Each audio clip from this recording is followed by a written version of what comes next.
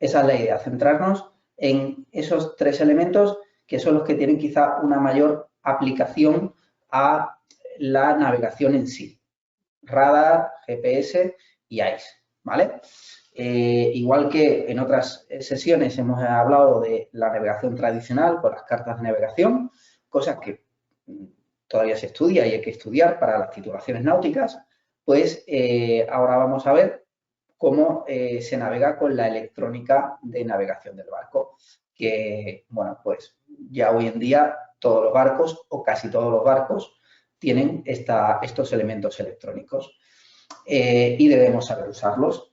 Una cosa no sustituye la otra. Igual que necesitamos conocer la electrónica del barco y darle uso, necesitamos también conocer la navegación tradicional, necesitamos conocer cómo se usan las cartas náuticas para posicionarnos y para trazar rumbos. Y si conocemos la navegación tradicional, pues seguramente también nos va a ser más fácil de entender y más fácil de aplicar a la navegación electrónica. Bien, bueno, pues vamos allá y vamos a ir viendo sobre el primer elemento, que es el radar. El radar, como su propio nombre indica, es un sistema de radio, que usa ondas de radio para detectar cosas y medir distancias. Esa es su función fundamental, detectar objetos sólidos y saber qué distancia hay entre nosotros y hasta ese elemento, ¿vale? Emite ondas electromagnéticas de muy corta frecuencia que viajan muy rápido, viajan a la velocidad de la luz y las va emitiendo en pulsos, esos pulsos de muy corta frecuencia, y va emitiendo muchos pulsos alrededor de los 360 grados que tiene una circunferencia, ¿vale? Concretamente, emite un pulso aproximadamente cada 2 grados de los 360 grados. De esa forma, hace un barrido en los 360 grados intentando detectar cualquier objeto sólido, ¿vale?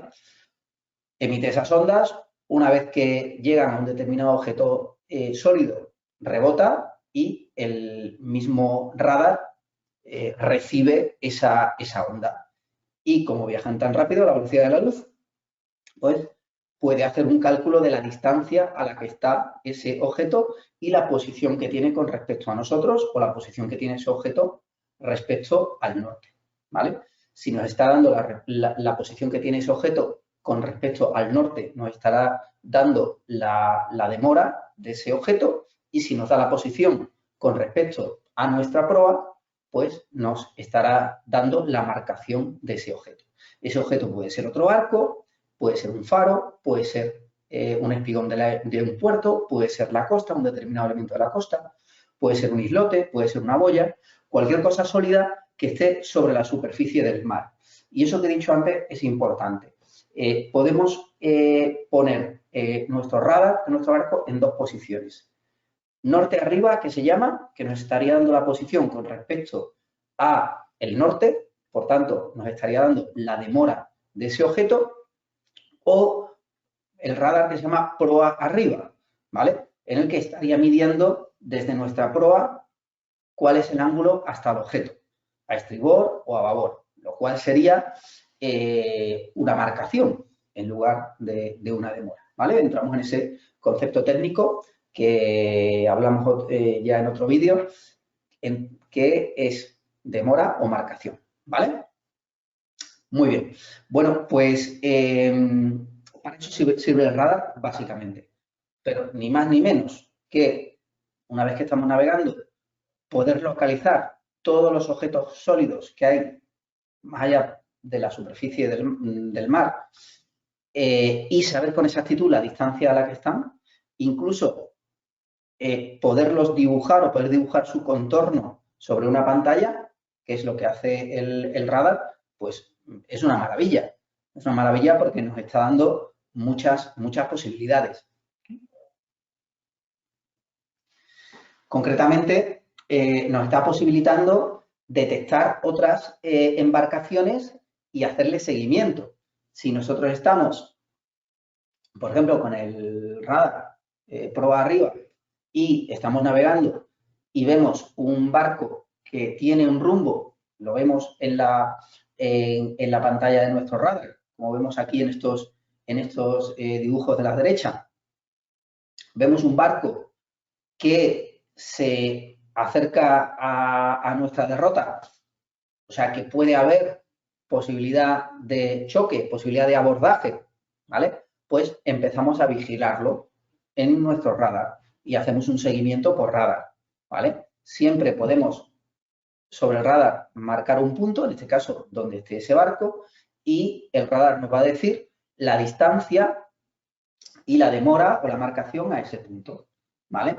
Si nosotros hacemos seguimiento a ese objeto, a otro barco, por ejemplo, y la demora no varía y la distancia a nosotros disminuye, significa que nos vamos aproximando los dos en una trayectoria de abordaje, ¿vale? Muy importante. Entonces, cada vez que aparece un barco en nuestro radar, pues que puede tener una trayectoria de abordaje, pues debemos hacerle seguimiento, ¿vale? Y podemos configurar nuestro radar, pues bueno, pues para que nos vaya diciendo a qué velocidad, a qué distancia está cada objeto y qué marcación o qué demora tiene con respecto a nosotros, ¿vale? Muy bien, pues eso es una utilidad fundamental del radar, detectar otras embarcaciones.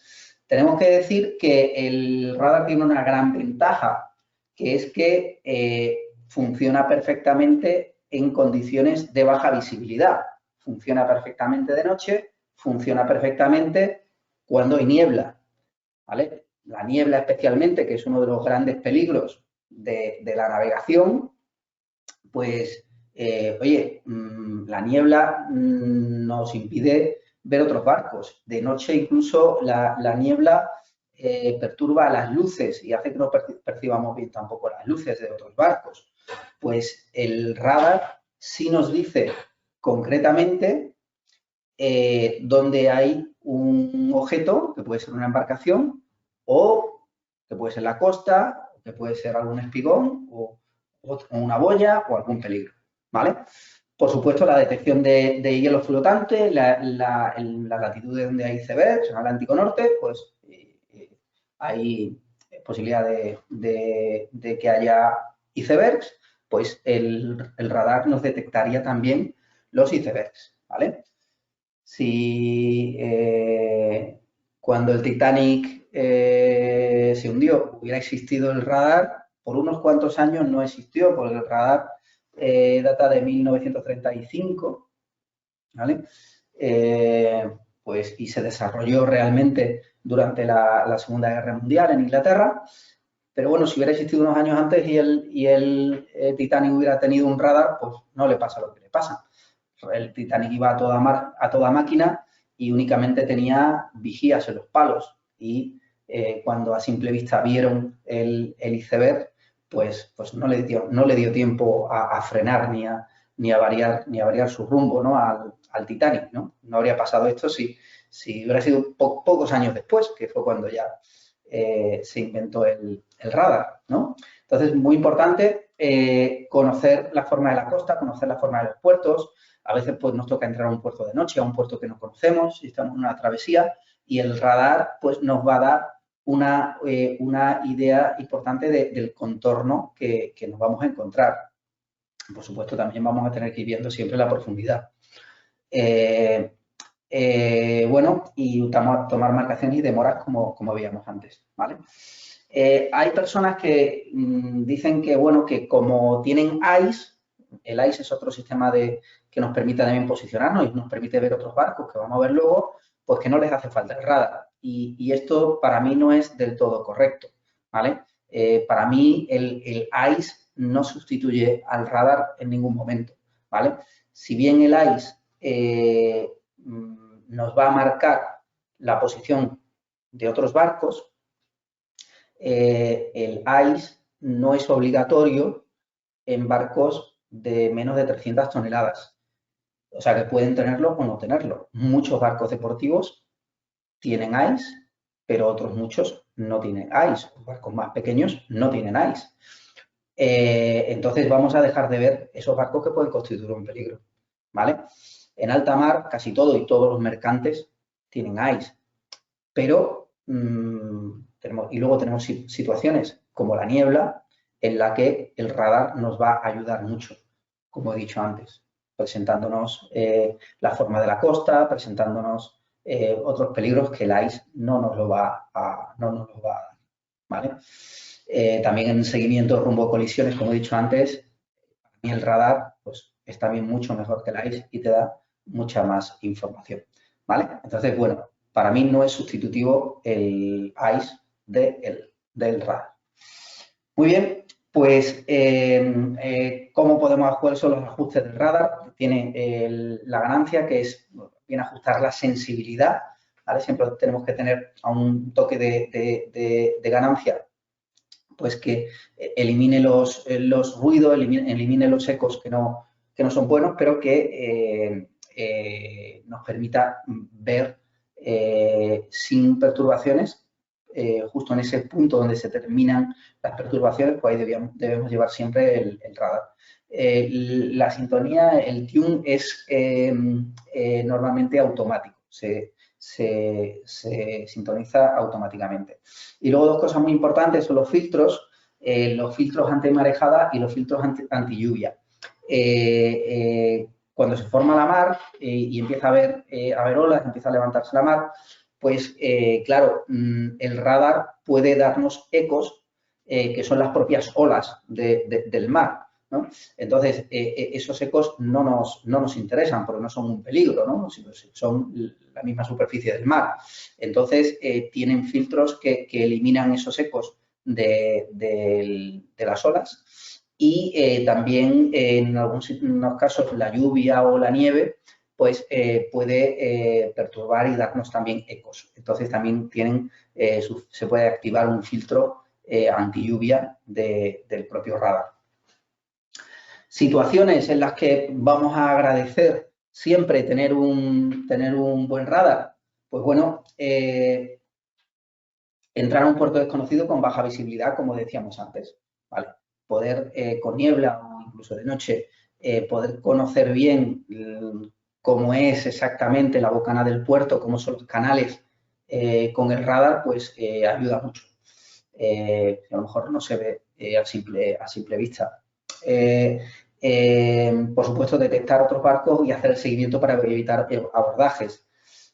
Navegar de forma segura con niebla, pues aquí quizás es donde el radar es más importante, ¿vale? Acordamos de esas imágenes que tenemos todos de las películas de Londres, del Támesis, los barcos pitando, ¿no? Finales, principios del siglo XX. En navegación en niebla, pues hay que ir dando pitadas, pero si tenemos un radar, pues además de esa información visual, que es escasa, ya que hay baja visibilidad, y la información acústica, pues tenemos un mapa donde están situados los barcos que tenemos en nuestro entorno. Y como se navega a baja velocidad, pues la diferencia de seguridad cuando navegamos con niebla y con radar, pues la seguridad es mucho mayor, ¿no?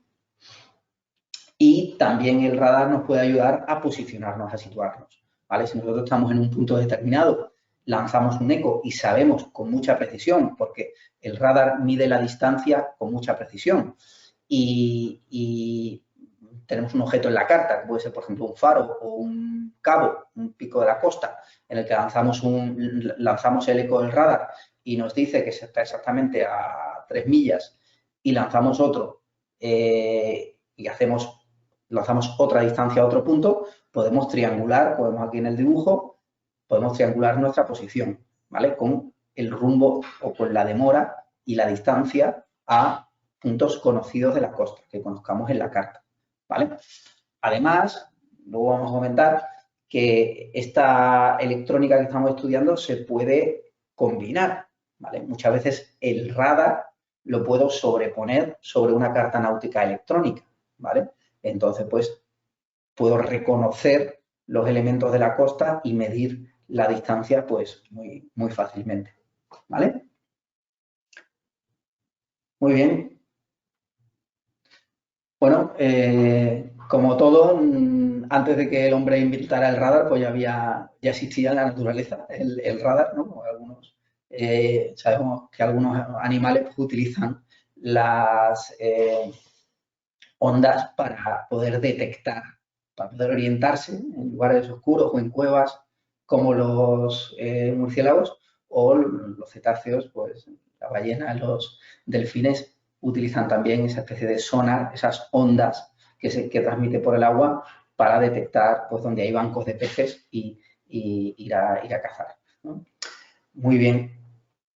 Pues, una cosa importante también que no es el radar, pero que es importantísimo para los barcos de recreo, es el reflector de radar. Os dije que hay elementos de seguridad, que vamos a hablar en otra ocasión, pero aquí creo que viene muy bien hablar del reflector de radar. Es un sistema, un aparatito tan sencillo que habréis visto en muchos barcos, como tres láminas de metal cruzadas en los tres planos del espacio. Como vemos aquí en el dibujo de la izquierda, son tres láminas de metal únicamente en los tres planos del espacio para que cuando llegue la onda de radar lo detecte bien. Y el de la derecha, que es exactamente lo mismo, lo que pasa es que está metido en un tubo de plástico, ¿no? Entonces, bueno, pues este tipo de elemento con barcos deportivos, son sobre todo barcos de fibra de vidrio, pues vienen muy bien y son fundamentales para asegurarnos que los radar de los barcos grandes nos ven con suficiente antelación, ¿vale? Entonces, si nosotros estamos en una trayectoria de posible abordaje de un barco mercante, simplemente por el hecho de tener este aparato, que es muy sencillo y muy económico, nos va a ver a muchas millas de distancia y ya va a ir haciéndonos seguimiento el barco mercante, que además el barco mercante normalmente tiene una persona fija puesta en el radar y vigilando el radar, y nos van a ver con muchísima antelación, incluso sin enterrarnos nosotros, y van a evitar o van a controlar por lo menos que no haya riesgo de abordaje con nosotros, ¿vale? Entonces, aunque no tengamos radar, aunque no tengamos ICE, aunque tengamos un barco muy pequeñito, el reflector de radar, que no se nos olvide, porque es fundamental. Bueno, el otro sistema importante es el GPS, el Global Position System, que, bueno, como todos lo conocemos porque lo llevamos en el móvil, ¿no? Es un sistema por satélite que nos da nuestra posición. Incluso lo podemos plotear sobre una carta electrónica y decir exactamente pues, dónde estamos de una forma muy sencilla y además una posición totalmente geográfica y real, ¿vale? Porque nos está diciendo dónde estamos con respecto a las coordenadas geográficas. Este sistema está compuesto por al menos 24 satélites, que son más. El sistema GPS, el primero que salió, que es el GPS en sí, se llama Global Position System norteamericano, que es propiedad del ejército de los Estados Unidos, pues tiene más de 30 satélites orbitando alrededor de la Tierra. Pero es que luego los europeos hemos hecho el Galileo, con igual más de 30 satélites orbitando. Los rusos han hecho el GLONASS y los chinos están, bueno, ya han desarrollado también su propio sistema GPS. Entonces, bueno, imaginaros la cantidad de chatarra que tenemos orbitando alrededor de la Tierra, ¿no? Estos sistemas, pues, con los receptores que nos compramos en una tienda o con nuestro teléfono móvil, pues nos conectamos a esos satélites, a los satélites de GPS o a los de Galileo, ¿vale? A veces comparten la información, pero claro, cada gobierno, Unión Europea o Estados Unidos y tal, tiene la posibilidad de en un momento dado codificar la señal, poner la señal codificada y que solamente algunos receptores, los suyos, sean los que vean esa señal, ¿no? Entonces, bueno, este sistema pues ha venido a facilitar muchísimo la navegación y, bueno, al menos con 3 satélites sería suficiente para triangular nuestra posición, pero el sistema siempre por defecto se conecta a 4. Para tener señal se conecta mínimo a 4 satélites para triangular la posición y decirnos la posición exacta en la que estamos con una diferencia de error de metros, de pocos metros. Funciones que tiene un GPS. Bueno, pues el Course Over Ground, que sería el rumbo que estamos siguiendo sobre el fondo del mar, overground, que sería el equivalente a nuestro rumbo efectivo, llamaríamos en español, rumbo efectivo, que es el rumbo real que está siguiendo el barco sobre la superficie terrestre, ¿vale? Sabemos que ahí, en navegación tradicional, pues tenemos que hacer unos cuantos cálculos para llegar a ese rumbo, porque tenemos distintos rumbos. Tenemos el rumbo de aguja, que es el que nos señala el compás o la aguja del barco, que está influido por una desviación de los elementos magnéticos del propio barco, el desvío de la aguja, y por la declinación magnética, para llegar a lo que sería el rumbo verdadero, que sería el rumbo que nos relaciona con el norte geográfico, ¿no? Pero bueno, pero también, además, un barco sufre abatimiento, que es que se mueve de lado a veces sobre el mar.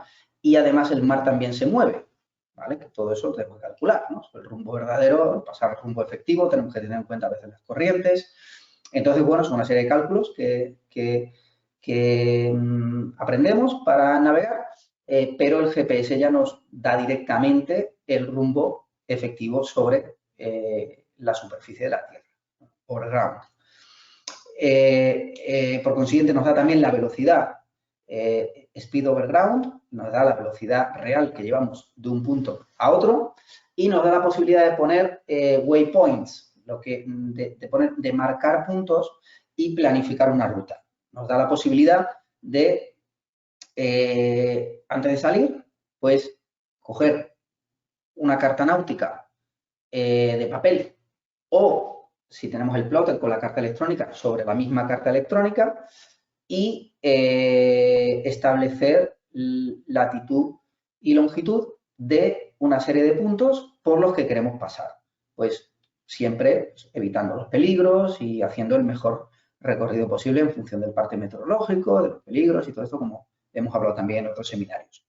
Bueno, pues nos da la posibilidad de establecer esos puntos e irlos recorriendo, ¿vale? De hecho, tiene otra función el GPS, que es el go-to, en el que tú le dices que quieres ir a un determinado punto o a un determinado waypoint que has establecido. Entonces te va a decir cuál debe ser el rumbo, el bearing, la siguiente función, bearing, o el rumbo, la demora, mejor dicho, de donde tú estás hacia ese punto.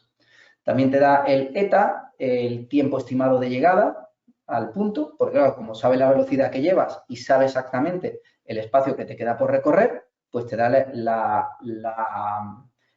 hora estimada de llegada. Tiene otra función bastante interesante, que es el man overboard, el hombre al agua. Es un botón, normalmente está destacado, y es un botón que cuando tú lo pulsas, lo tienes que dejar pulsado, ¿vale? Durante unos segundos, incluso te pide chequear, la mayor parte de los GPS te piden, ¿estás seguro? Tú tienes que volver a dar que sí, y te fija un waypoint en ese punto exactamente y lo deja fijo, ¿vale? Como una alarma, porque es el procedimiento, forma parte del procedimiento que habría que seguir cuando se cae una persona al agua, ¿no? Entonces, marcar ese punto y ya sabes exactamente dónde se ha producido y aunque el barco va a seguir navegando o se lo va a llevar un poco a la corriente, va a saber volver hacia ese punto, ¿no? Entonces, esa función man overboard del GPS es importante Y luego en el GPS también se pueden establecer alarmas. Alarma de fondeo, interesante. Le puedes decir si tu posición se mueve más de X metros de donde estás, obviamente más de lo que sería tu círculo de borneo, que vas a ir girando alrededor de tu ancla, ¿no? Si se mueve más de eso, pues que salte una alarma, ¿no? También alarma de recalada, pues importante, si estamos navegando y bueno, estamos llegando a nuestro lugar, a nuestro waypoint o a nuestro puerto y tal, pues que nos avise con antelación. Y también alarmas de rumbo, ¿vale? Puede ser que yo esté navegando y me esté desviando sin darme cuenta del rumbo que sería el rumbo ideal para llegar a mi siguiente waypoint. Entonces, el sistema también me avisa, ¿vale? Con respecto a lo que he dicho antes de la alarma de fondeo, sería interesante también combinarlo con otro aparato electrónico que no vamos a ver ahora aquí, que es la sonda, que también tiene sus alarmas. Si estamos fondeados, a lo mejor, y la profundidad, la sonda lo que hace es que mide la profundidad. Entonces, si estamos fondeados y la profundidad disminuye, significa que el barco se está yendo, está quizá garreando, se está moviendo el ancla sobre el fondo y estamos yendo a una zona menos profunda, pues, y puede haber un peligro, pues también es una alarma, ¿vale? Pero ya digo, la sonda no lo vamos a ver en este seminario, pero bueno, ya que hablaba de las alarmas de fondeo, pues creo que es interesante comentarlo también. Bueno, con todas estas funciones que he dicho, incluso cuando fijamos un waypoint y le decimos al GPS, go to waypoint, y dice, pues quiero ir para allá y te va diciendo el rumbo, pues incluso si tu barco tiene piloto automático, puedes poner el piloto automático de rumbo para que el barco siga a ese rumbo y soltar la rueda del timón o soltar la caña del timón, ¿vale? Eso no significa, eso lo podemos hacer perfectamente, pero eso no significa que dejemos la vigilancia. Obviamente, habrá que seguir haciendo una vigilancia visual y de radar, si tenemos radar, ¿vale? Aunque llevemos el piloto automático. En las travesías largas utilizamos mucho el piloto automático, pero tenemos que mantener siempre la vigilancia. No podemos confiarlo todo al 100% al radar, al GPS, etc. ¿Vale? Siempre tiene que haber también esa vigilancia visual, ¿vale? Imaginaros un tronco flotando, imaginaros barcos muy pequeños, cosas que sean más difíciles de ver, ¿vale? Muy bien. Uso del GPS, pues nos permite situarnos, nos permite planificar las rutas, como hemos visto antes, nos permite calcular el rumbo óptimo también, ya sea navegando a motor o navegando a vela, ¿vale? Nos permite conectar el piloto automático, como he dicho antes, y nos permite también hacer un seguimiento de la navegación. Cerciorarnos de que estamos pasando exactamente por los puntos que hemos planificado y que hemos grabado sobre nuestro GPS y quizá sobre nuestra carta electrónica también. Bien. Y por último, el AIS, el sistema automático de situación, ¿vale? Esto es un sistema que pasa a ser obligatorio hace unos años por la OMI, por la Organización Marítima Internacional, para todos los buques de más de 300 toneladas, ¿vale? Y es un sistema que utiliza la información del GPS, pero la transmite por VHF, por radio VHF, ¿vale? Canal de la banda marina. Y esta información funciona tanto de barco a barco como de barco a estaciones marítimas, ¿vale? Y nos da mucha información de cada barco. Por supuesto, nos puede servir también para evitar colisiones, para evitar abordaje, pero nos da aún más información, porque los barcos van transmitiendo por el AIS información del propio barco. Unos datos estáticos como el nombre de la embarcación, la bandera, su número de de la Organización Mundial Marítima Internacional, el tipo de barco que es y también los datos de la posición, el rumbo que está siguiendo, si los barcos están en movimiento, la velocidad que llevan, la carga que llevan a veces, cuál es su puerto de destino, ¿vale? Lo cual, pues, nos da seguridad, por lo menos sabemos que todos los barcos mercantes van a llevar, este sistema y entre ellos se van a poder estar controlando y también las estaciones costeras pues, pueden estar controlando mejor el tráfico marítimo. Controlando muy bien el tráfico marítimo. ¿Vale? Luego esta información también a veces se manda por satélite y lo podemos ver en algunas webs, como vamos a ver a continuación. Vamos a ver algunos ejemplos en el que pues, vais a ver, por ejemplo, información del tráfico marítimo, tal y como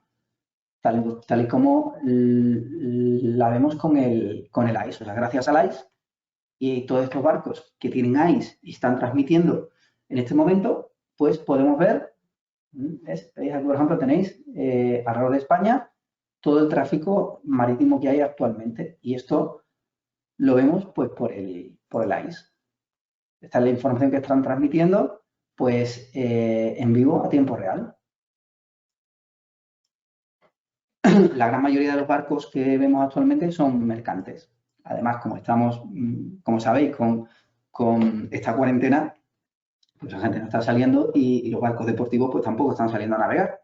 Entonces, casi el 100% de los barcos que estamos viendo aquí pues son barcos militares o de cuerpos de seguridad o barcos mercantes, ¿no?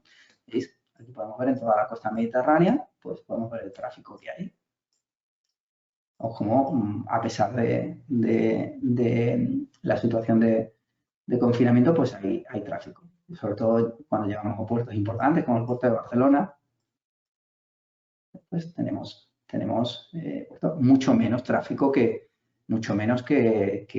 habitualmente, ¿no? Por ejemplo, si vemos el tráfico en Baleares, puede parecer mucho, pero es muy poquito tráfico el que estamos viendo ahora mismo en Baleares. Y si nos vamos a Córcega, Sicilia, Córcega, Cerdeña o aquí o a Sicilia, vemos bueno, que hay tráfico, pero es un tráfico básicamente de mercantes.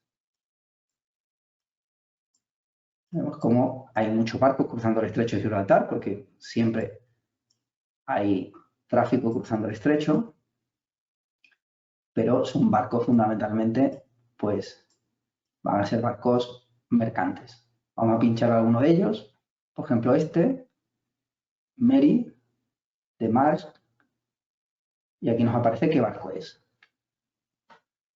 Mary Maersk, pues que es danés, ¿vale? Este barco es danés y pues bueno, aquí vemos que se dirige a Alemania, de Tangermet, del puerto de Tánger, del puerto mercante nuevo de Tánger, Tangermet, va hasta Alemania. ¿Vale? Aquí tenemos toda la información del barco. Podemos ver incluso más datos del barco.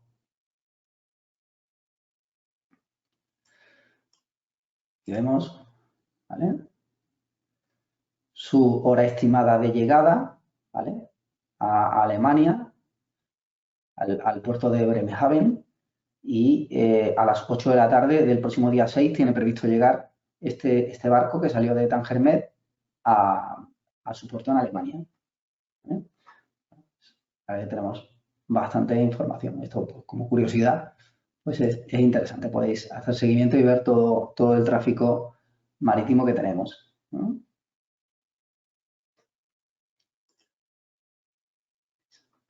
Y vemos cómo, pues bueno, podemos ver toda Europa. Toda España, vemos los circuitos marítimos fundamentales y vemos cómo, bueno, pues aquí se ve claramente que Holanda, el puerto de Rotterdam, es el corazón de la logística europea, ¿no? Y se ve claramente como el puerto de Rotterdam es una amalgama de barcos, de mercancías, que bueno, que sigue siendo, el barco sigue siendo el método de transporte de mercancías más usado en el mundo, ¿no? Y aquí vemos como el puerto de Rotterdam pues es un no parar, ¿no? Muy bien, pues bueno, pues esto es el ICE, esto es el ICE, que ya digo, a nivel deportivo pues nos sirve de mucho pues, para evitar esos abordajes con otros barcos, ¿vale? Y bueno, y nos dan mucha información. También comentar, bueno, pues que la electrónica que llevamos en los barcos, pues cada vez es más sofisticada y ya se está tendiendo a ofrecerlo todo en la misma pantalla. O sea, ofrecer una pantalla, un plotter que nos mezcla la información de estos elementos que hemos dicho, del radar, del GPS, del ICE, de la propia carta electrónica y más cosas. También, por ejemplo, del sonar, ¿vale? El sonar, no hemos hablado de él, pero también por ondas nos va dando la forma, en primer lugar la profundidad, que es muy importante, y luego la forma del fondo, incluso hay algunos específicos para pesca en los que se ven muy bien los bancos de peces o se ven incluso los peces en concreto uno por uno. Llegamos a ese nivel de detalle en algunos sonar y enfocados para la pesca y para detectar o bien los fondos que son propicios para pescar o bien donde están en sí los peces, ¿no? Y bueno, toda esta información pues va en estos plotters en los que nos ofrece, bueno, pues toda la información de un vistazo y podemos ir cambiando las páginas e ir viendo nuestra posición y nuestra ruta, ¿vale? Pero bueno, lo que he dicho antes, esto no sustituye a los conocimientos de navegación. Es más, debemos tener los conocimientos de navegación para aplicar bien la navegación electrónica, ¿vale? Muy importante, pues, conocer el trabajo con cartas náuticas y conocer los principios de la navegación para luego planificar una ruta y utilizar todos estos elementos, ¿vale? Bueno, pues espero que os haya gustado